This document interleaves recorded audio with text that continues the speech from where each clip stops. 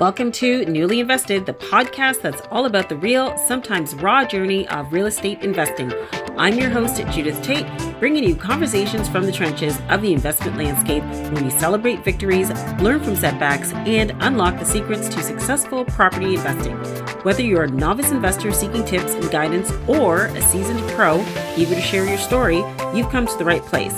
Let's get started and delve into the exciting world of real estate investing. Hello, everyone. Welcome to another episode of Newly Invested. I'm your host, Judith Tait, and today I am joined by Babar Moghal. So I'm just going to introduce you, Babar. Welcome. Thank you so much. So glad to have you here. So Babar is an active real estate investor focused on multifamily, land development, and flips. He's a professional engineer by trade with over 20 years of experience in sales and sales management positions with Fortune 500 companies. Babar is a father of two and a passionate advocate of being the master of your own time. Welcome, Babar. Thanks so much for having me. Thanks so much for being here. I love that bio. It's short, sweet, and to the point, and says a lot about who you are. So that's perfect. I appreciate that.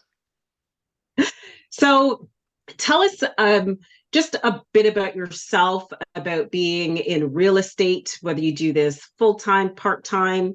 Tell us who you are. Yeah, absolutely. And thanks again for having me. I think this is a great platform for many other investors to come together and learn from the journeys from those that have been down a path. My journey in real estate is quite common that a lot of people might resonate with. I didn't stumble upon real estate in my early years. I started off in the corporate path. I believed in the corporate dream. I believed in climbing up the corporate ladder. I believe that your title is your identity, and I believe that that was your ticket to your lifestyle, right? Which is financial freedom, time freedom, freedom to pursue your passions. But very soon as I was climbing that ladder, I realized what was eventually happening was I was trading my time for dollars. The dollars were coming in, the title was there, but I was short on time. I was short on my ability to give my family the due time that I wanted to spend with. I was short on my spirituality. I was short on my health.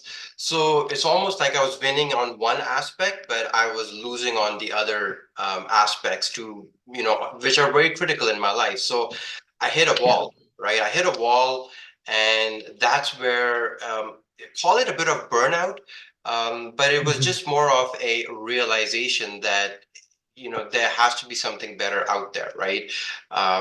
This is not the success that I wanted, right? So I did a lot of soul searching, and I actually truly believe, like I have moved around a lot in my life, and I truly believe that every time you change your environment, great things happen to you. So for me, I moved from Alberta to Ontario right around the 2019 timeframe, right before COVID. And that is when I started taking real estate really seriously, meaning that I took some education, coaching, mentorship, guidance. I immersed myself in the network. I, was absorbing a lot of content, podcasts, webinars, books, you name it, right? So really, that was the start of my real estate journey. And I still balance my 9 to 5 job today. So I'm sure we'll get into that a little bit in this podcast. Yeah. But yeah, essentially that's how I stumbled upon real estate. And we'll go into some more details. Oh, wow. So there's a lot to unpack there. So thank you for all of that, for sharing all of that. You mentioned, oh boy, a few things. So first of all, working a full-time job while balancing real estate. How do you do that? What does that look like, or what is that like for you? That's a great question. And when I started off real estate, that wasn't the plan, right? Like I thought it's going to be more of a side weekend hustle where, as time permits, I will devote to real estate. But what really happened is that as I learned more about real estate, I realized that it's not just about transacting on properties. It is really about building a business. It is really about developing partnerships. It is about attracting opportunities. It is about sales. It is about marketing. It is about operations. So it's almost like I discovered the entrepreneur in myself, and all of the skill sets that I had learned and developed in my corporate career, I was able to apply those. So I think one message that I'd like to share is a lot of people feel that, oh, I am such and such professional, so I do not have the skills in real estate. I challenge you to take an inventory of some of the skills that you've developed over the years that are transferable. And there's many, right? Because real estate is really boils down to a people sport. It's more social. You don't do anything in isolation, right? There's no you and your laptop and that's real estate. No, it's about connecting, shaking hands, transacting. So there's a lot of skills that are transferable, and once you realize what they are, then you know your strengths and then you also know your weaknesses, so that allows you to partner, because you don't want to partner with somebody that does not complement your strengths and weaknesses. So that's just one thing that I'd like to share as well. That's great. Oh, wow. A lot of stuff to unpack there, too. Oh, my goodness. So many gems just in, I don't know, the 5 minutes that we've been chatting. So, one thing that I really love that you pointed out, it's, taking those transferable skills. So, like if you're in a corporate job, you can apply that to real estate. There's your skills are transferable, and you also kind of touched on building those relationships, and that's super super important. And it's important whether you're in the corporate world or what as an entrepreneur building real estate. So tell us how building relationships has been a benefit to you and your real estate journey. I would say that relationships is probably the single biggest enabler in our business. And I know that because I have experienced it in my corporate career. Um, Being in a sales capacity, your job really is to know who's who in the zoo, right? It's a crowded space. Yeah. You need to be able to navigate, the people that you want to meet, right? Whether that's an influencer, a decision maker, or a gatekeeper, but you have to know how to navigate that. So, from that perspective, selling is more about positioning yourself first. It's not about the product or the company or the amazing solution that you represent. It has nothing to do with that. It has to do with you as an individual. So how you show up, how you engage with impact, how you influence and communicate and ask the right questions that drive the quality answers. That is really what helps you develop a relationship. Because at the end of the day, a relationship is a two-way street, right? It is information arbitrage, right? One person has access to information that you do not, right? And how do you solve that is through a Yes. relationship. And when that happens, there's flow of information, and very quickly, people start to see the possibility of a win-win or the possibility of a partnership. So then you don't have to sell because they see what you see, and then the communication becomes a lot more fluid. I love it. So my question to you is, so say someone's new in real estate and they don't have those relationships yet, and they're looking like they're networking and looking where to establish those relationships. There's a lot of, you don't know what you don't know. You know what I mean? So how do people navigate that? Like if they don't know who they should be connecting with, or they don't even know what questions to ask, what would you suggest is a good first step for them? Yeah, it's a great question. I'd advise like more of a two-step procedure. Step number one is really based on the fact that information in today's day and age is everywhere, right? So there is no excuse that, hey, I don't have access to information. It's democratized. Soak up a lot of information like, this podcast or other podcasts, webinars, books. There's a lot of communities on social media. So it's really the peer-to-peer learning that is step number one. right? Mhm. So you need to be educated enough to know who you want to target, who do you want to speak to, who do you want to be in close proximity to.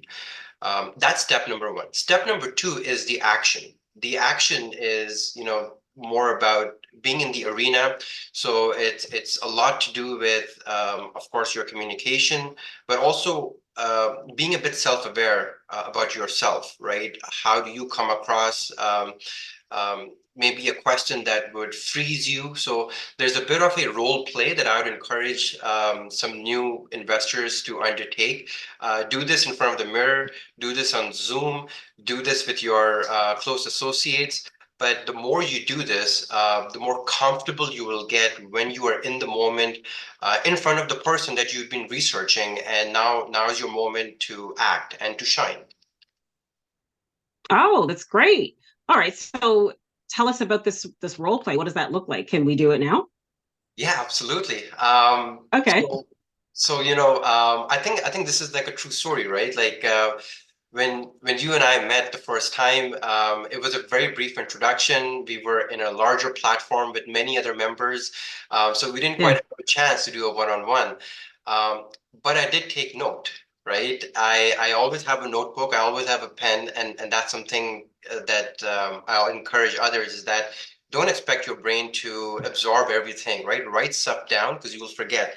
And I wrote a few key highlights about you, and I also wrote that you had started a Oh, podcast, right? So, oh, okay. and then through social media we connected. I reached out, and again, it was more from an introduction standpoint, right?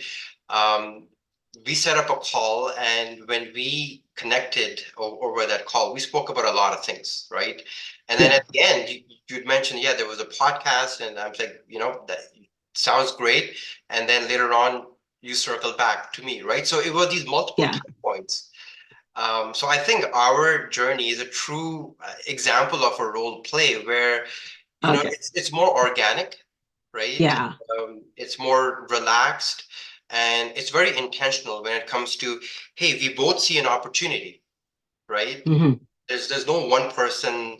You don't have to request me to jump on a podcast. I'd be glad to jump on a podcast because I saw that as an opportunity as well. Yeah. Oh, that's great. I love it. And you know what? That also speaks to how there's so much power in following up.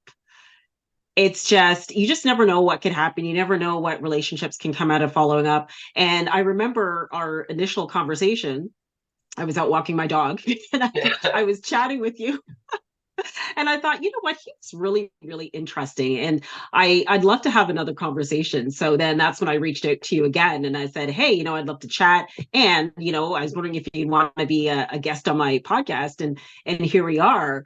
And I just believe that there's just so much power in following up because you just never know. And, even if it's to work together in the future or, a referral or anything, there's so much power in following up.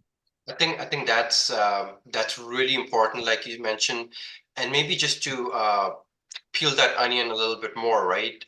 Following up is really should be part of a process, right? A process is something that Yes.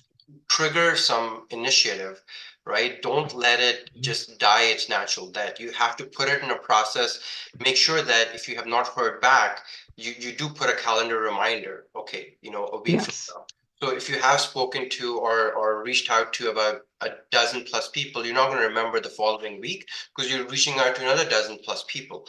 And so your calendar follow up, is so important because it's a busy world. People are, it's a noisy world as well. People forget, people are busy. Yes. So, and people do Yeah. appreciate the follow up, right? So I completely agree with that. Yeah, for sure. So tell us what it's like, because you said you moved from Alberta to Ontario. What was your reason for doing that? And, how did that impact your investing journey? I'm not sure if you were investing in Alberta first and then you came to Ontario and started investing. So tell us about that. Yeah, absolutely. In Alberta, I was investing passively, right? More Okay. going with the flow. I had no education on real estate. My conduit to information was my realtor. So that's it, right? Huh. So it's very limited in terms of my knowledge in real estate.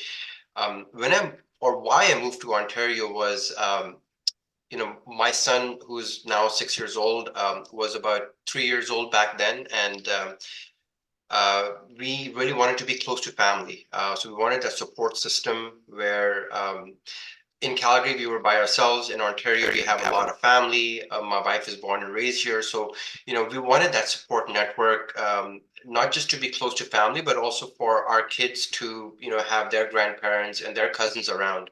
So that was the primary driver for us to move to Ontario. And, being in Ontario, you just can't ignore real estate. It's like, everywhere, right? So Yeah. that's where the formal education took part, and that's when I became an active real estate investor. Oh, okay. So do you just invest in Ontario only, or do you have investments outside of Ontario, like other provinces or even in the States? Yeah, so both here in Ontario as well as outside in other provinces. My strategy in Ontario really is a function of the market cycle, right? And also the Mm, fact that we are a business in real estate investing. So what does that mean? So from a business standpoint, we need to look at the short term and the long term, right? So we can't be looking at long-term equity investments that will pay us dividends, 5 years from now, 3 years from now, right? Everybody's heard this buzz around, quitting their 9 to 5 and going into real estate. Like, I think there's more calculation and careful planning involved. It's not just about getting a big win and that could carry you for the next year and that makes you quit your job. I think that's the wrong approach. You have to look at it from a consistent income stream or a consistent revenue stream. And that can only happen once you develop a business around it. So for us, we have an active side of the business, which are our flips. So we flip in the GTA area. That's our active business. We have our own construction team that allows us to move from project to project. And we've done that consistently over the last 2 years. And we are looking to scale, because of the number of partners that we've attracted. So now we can do more, and that's our active business, right? Then we've got our longer term multifamily and land development projects, right? Those are primarily focused in New Brunswick and Alberta. Those are our two mm, provinces of focus.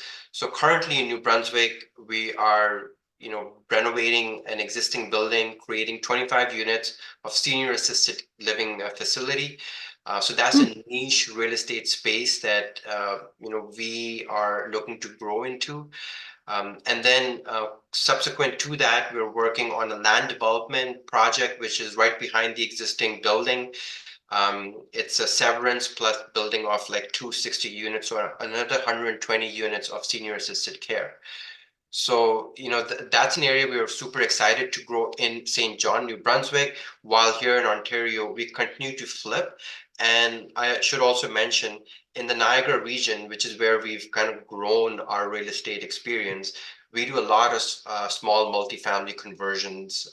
So in Ontario, I'd mentioned a function of the market cycle. So, the policies in Ontario allow us to add new units, focus on new construction, whereas the policies in New Brunswick favor more around, taking an existing unit, an existing building, renovating it, increasing the income, and then refinancing. Oh, wow. So you have multiple different strategies, which I love. What's the importance of having those different strategies? And when you start out in the beginning, we did not have these strategies, multiple strategy. It was really focusing on one. The benefit of having multiple really is the market is in constant flux and opportunities come and go, right? So you can't really put a box around a strategy and say that, this is the only thing that I'm going to look at. You have to be a little opportunistic, right? And to your earlier point, you don't know what you don't know, right? Mhm. So there could be opportunities in a strategy that you were not looking at, but you need to be ready for that. So Multiple strategies for us is a function of our business. It's a function of our partnerships as well, because there's nothing we do in isolation. Everything is in collaboration with other partners. So that's where the relationships come back in play as well, because we have relationships from coast to coast. So if today we do a project in Alberta, we have boots on the ground, we have our team that's already set up. Same goes for New Brunswick, same goes for pockets of Ontario. Oh, wow. That's great. I love it. I absolutely love it. You had mentioned earlier about real estate creating freedom, time freedom, money freedom for you and your family. So, with all these different strategies, would you say that that's been the case? You've been able to create that freedom, especially money freedom? I'll answer that question two ways. Like, I think currently the way I look at it right now is, I'm still in the build out phase where, Oh, there's so much more to accomplish. There's so much more to do. Where can I put everything on autopilot? Probably not. Right. I still need to be in the driver's seat, and there's all these challenges, right? Like, even if a project is underway, it doesn't mean that it's not just going to be on cruise control. Like, I think people have to realize that an active real estate investor always is solving problems. So, it is a job within itself. Um, Now, how you set up your systems and processes and teams, that is where you can get your time back, right? mm. So in the beginning, you're doing everything, and even right now, like, I had an incident at one of our properties. Last minute, I had a 20-minute window between showings, and I had to go in, take care of something which I typically outsource in my own house. Right. I had to go clean a toilet. Right. But it had to be something which I quickly had to execute on, because hey, it's a flat Oh, organization, right? really? I'm not a CEO, right? I Everybody does everything in our team. Yeah. So if a job needs to get done, a job needs to get done. And Yeah. so, from a financial and time freedom, I think it's a function of the processes and the systems that you set up. That is our next focus. That is where we're at right now, because we're looking to scale our operations. And I have a business partner, Faizan, who is we divide and conquer based on our strengths and weaknesses. But we are at a point where we are looking to hire a full-time resource, whether that's project management, whether that's project administration, because now we've developed a cookie cutter system, right? We have our fixed material suppliers. We have a good understanding of what our labor looks like. We have our team that's familiar with our processes. So now that we have all these standardized templates, right, how do we put them together into some kind of a process and hire an individual, train them on that process, and then let them, run with this so that we can buy back our time. That's really, really important, knowing that you have to have your systems and processes in place. And I really like that you point out that you're still very hands on. This isn't one of those businesses where you just kind of sit back and, expect your money to grow or expect things to happen. And I noticed that's the same thing for a lot of investors. They are very actively involved. So I think it's really, really important for people to understand that it's like real estate investing, it's not the easiest thing in the world. It's simple, but it's not easy. Like the concepts are simple. I'm not trying to make light of it. It's just like it's simple. It's not rocket science, but it's not easy. Like you have to do the work. And it's so important to be involved because so many things can go wrong. If you're not paying attention, or if you feel like I can just delegate this and delegate that, and you're not delegating to the right people, I'm pretty sure, like I haven't experienced it myself, but I've heard of people ending up in some serious trouble, Yeah, right? So yeah, it's you the really have to have your finger on the pulse. it's the recipe for disaster, right? If you lose control or don't have the pulse on your team, and we see that even though you do have a pulse on your team, we still see that happening. So for sure, right? You have to Exactly. be very, very involved. But this is the life of an active investor, right? And Yeah. if you're a passive investor, yes, you could be sitting on a beach and getting your check, right? But it's a Yeah. completely different strategy. A lot of real estate investors sometimes ask, is active or I always say it's an and, it's not or, right? You can do both. I myself, I'm a passive investor as well. I invest in my own deals and other people's deals, but I'm Mm. also an active investor. Yeah, that's good. So have you had any challenges with any of the strategies that you have? Yes, absolutely. So I'll give you an example of a strategy that we're still focused on in the Niagara region, which is around conversions. So what that means is, you're taking an existing dwelling, and really maximizing it to its highest and best use. You're increasing the density of that place.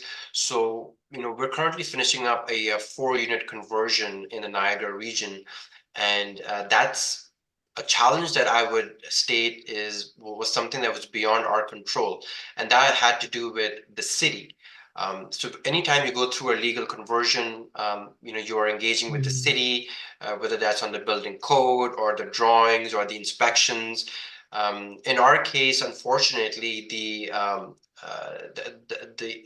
city is great, but the inspector had a change of guard. So there was a new inspector that came in, and you know that individual was just not very cooperative, and just made us spin wheels for a very long period of time, and that caused not only project delay, it also increased our costs that we had anticipated, so our holding Mhm. costs, and then it also burnt out our contractor, who was in the middle of not being able to complete the job because of these um, inspections that just never get through. So long story short, we were able to finally get that through. We had lost our contractor, so we had to hire a new contractor. We had to pick up the project space, but that eventually happened Oof. when the inspector was removed and the original one came back. And apparently, that inspector is under some kind of evaluation, because a bunch of other Oh, investors had the similar complaint that, hey, our projects have been delayed for no reason, and this is not our first rodeo, so we're questioning why this delay is happening. So long story short, that was a challenge where sometimes people think about doing real estate projects that we're going to end up on this finish line, but a lot of times there are not just unforeseen, but you can't even imagine that, hey, a city would be against you to complete the project. mm. That's what happened to us. And why would that happen? Like, why would the city be against anyone, in doing a project? Exactly, right. It's really it boils down to that individual inspector that I think had the authority to say no. And Huh. when we kept on challenging them over a period of time, the city realized that, hey, this is a trend. This is not just with your project; it is with multiple other projects in the same city. So they opened up an investigation and replaced that inspector. And when the new guy came in, everything just became smooth sailing, because we're doing everything per the code. We're doing everything, like we've done this so many times that we know what we're doing, and we're doing it in compliance. So Yeah. finally, once we got that green light, things were smooth sailing. So is it important for any type of project to have some kind of a plan, like a plan B in case things go wrong? 100%. There should be a plan B, C, D, E, right? It depends Yeah. on how your contingencies are working out. So contingencies could be in terms of numbers, but also Mhm. contingencies could be in terms of teams, right? Because sometimes um, not everybody works out. And when you're signing contracts, people are in a very different mood or in a very different spirit and in a very different mindset that, yes, everything will work out. But when there are problems and there are challenges, that's when the true character is tested. So sometimes you will find surprises and you Ah. will need to replace teams midway the project. Oh, that's a really good point. So, how do you minimize that from happening? What do you do in the beginning when you're starting, like looking for, your team, like for people to be on your team, or when you're just starting to build those relationships? How do you minimize that? So the best way is really upfront communication and laying out the expectations. We feel like a lot can be solved through effective dialogue and making sure that things are clear, things are in writing, and there's an opportunity for everybody to ask questions and not just take assumptions that the other person.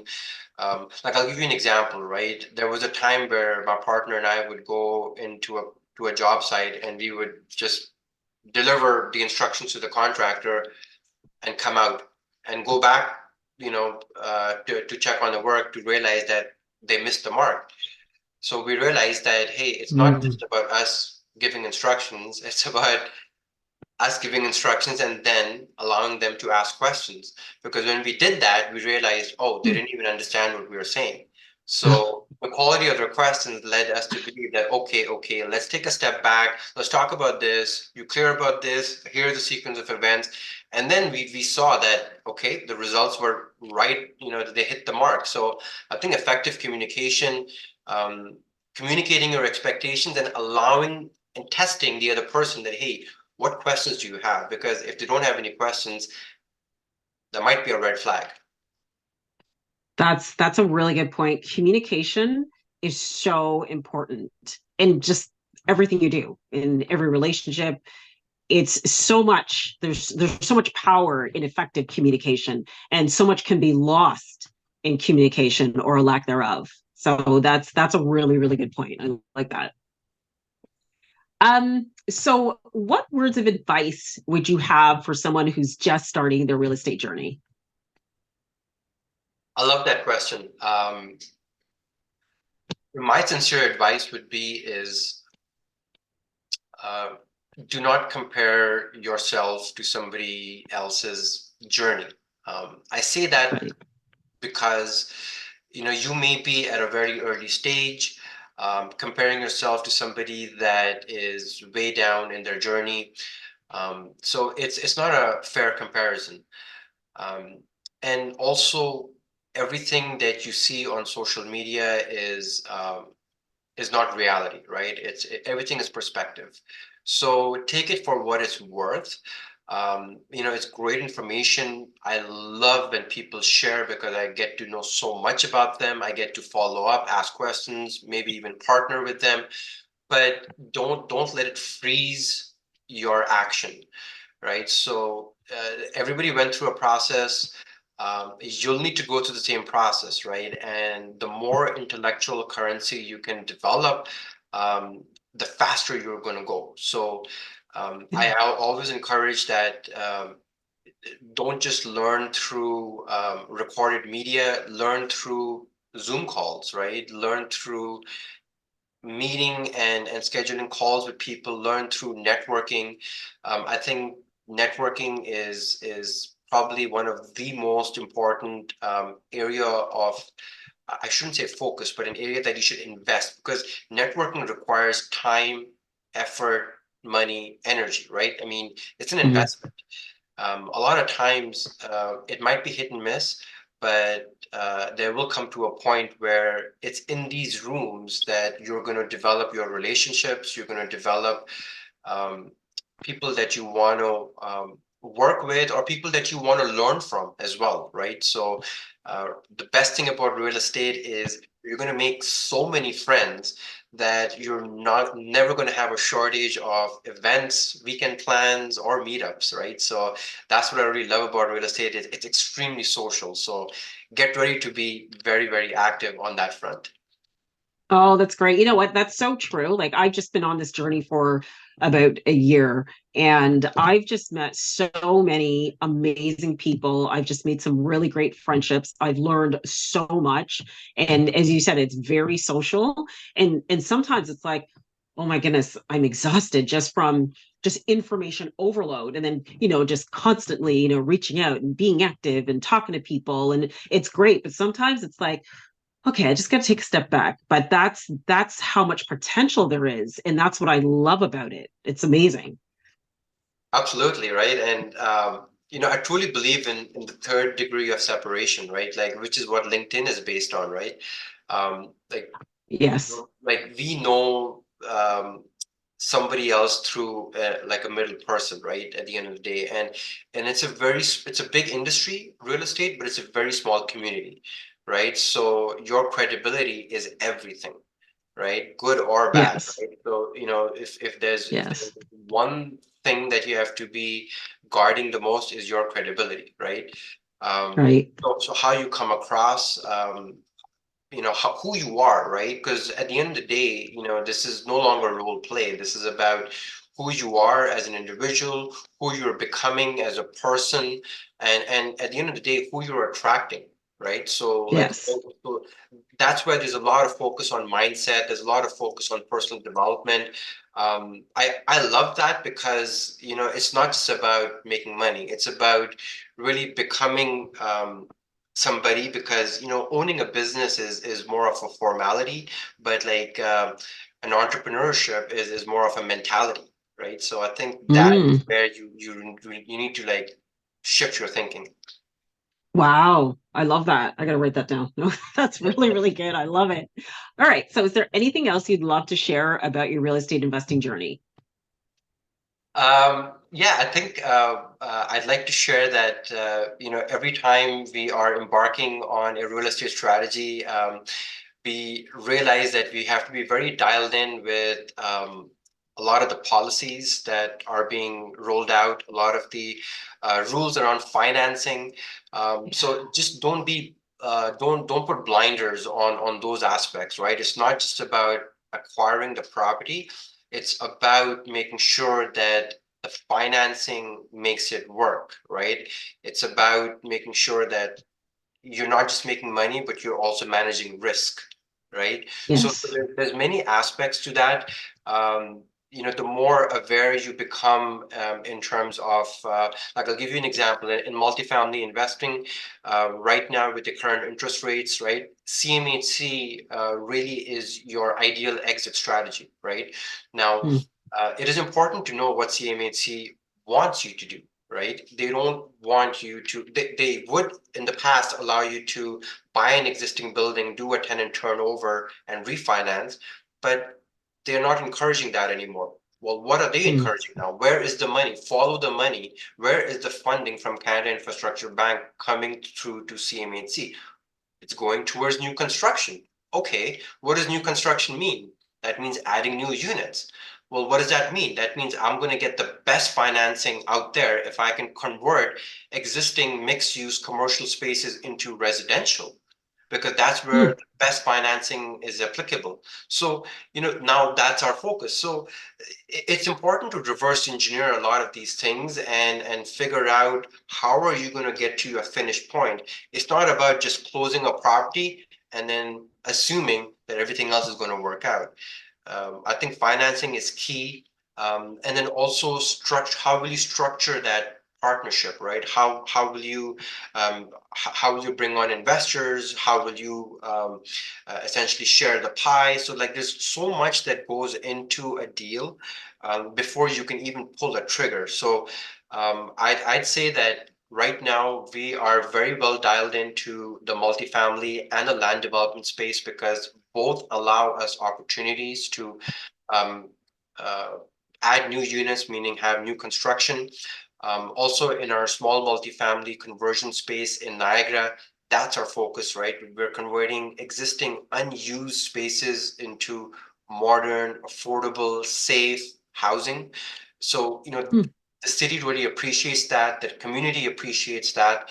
And of course, we're making money while we're doing it. So that's really our focus. And I just wanted to just reiterate that it's evolved as a result of the changing market cycle, as well as the policies that surround real estate. Wow, you are definitely the man to connect with. You are just like a wealth of knowledge. So thank you so much for sharing everything with us today. My pleasure. So before we go, I got some lightning round hot seat questions. Are you ready? Okay. I'm ready. Bring it So on. these questions are just going to, give our viewers and audience just a little bit more information about you. Okay. So if you could have dinner with any historical figure, who would it be and why? Wow. That does make you think a little bit. Who comes to mind is really John D. Rockefeller, right? Like Oh, way back, I read a book called The Prize, and it's about the rise of oil as the commodity and how John D. Rockefeller, he built Standard Oil, and he didn't just build Standard Oil, he built an empire that spanned, geographies beyond North America. And we still see remnants of that, right? And Exxon Mobil and Chevron, right? These are all remnants of Standard Oil.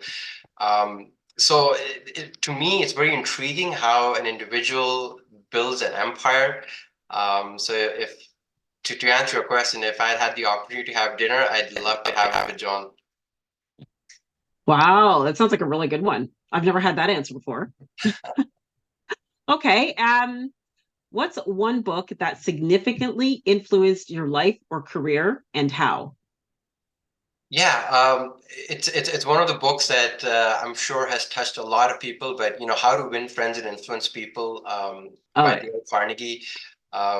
It was to me more than a book because I read that book, but then I also went through the program. That program dramatically changed, my perspective on myself and my social ability and my skill sets. And then I became a mentor for the Dale Carnegie Institute, helping coach people that were at all aspects. So from a receptionist at a car dealership to a CEO, and I realized that they both had the same problems. And okay. How to Win Friends and Influence People really address everything together. So that's the book that I would say.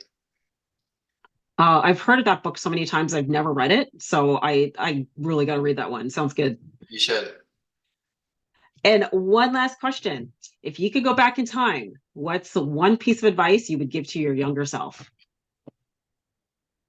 I'd say trust the process. When everybody has this eagerness or this anxiousness that when am I going to figure it out, right?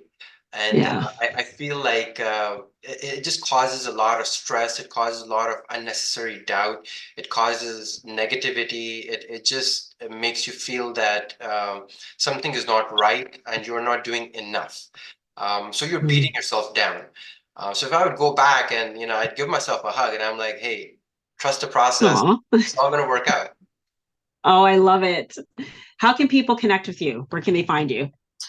I'm not that hard to find on social media. So on Facebook, it's Babar Moghal, REI. And on Instagram, I am B Moghal, BMOGHAL. Perfect. And of course, we'll put that in the show notes. Thank you so much, Babar, for joining us. This was a great conversation. Hey, I really enjoyed the conversation, and thank you again for providing this platform to have such amazing, engaging conversations. Thank you. It's great. And thank you, everyone, for watching. We'll see you next time on another episode of Newly Invested. Happy investing.